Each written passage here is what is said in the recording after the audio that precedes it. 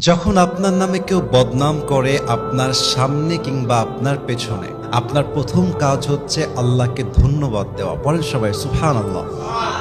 কি সুন্দর কথা আল্লাহ তাআলা বলছেন, খুব খেয়াল করবেন। আল্লাহ বলছেন, সবর ধারণ করো তাদের কথার ব্যাপারে যারা তোমার ব্যাপারে বদনাম করে। এর কারণ আমি আল্লাহ জানি তারা যা বলছে সত্য নয়, বরং তুমি হচ্ছ আসল সত্যবাদী। তুমি সেই অন্যায়টা করো নাই। এবং মাথায় রাখবা, যখন তোমার নামে কেউ বদনাম করে তোমার লাভ হচ্ছে দুইটা। এক, তোমার সমস্ত গুনাহ তাদের আমলনামায় চলে যাবে এবং তাদের সমস্ত সওয়াব তোমার আমলনামায় চলে আসবে। সুবহানাল্লাহ।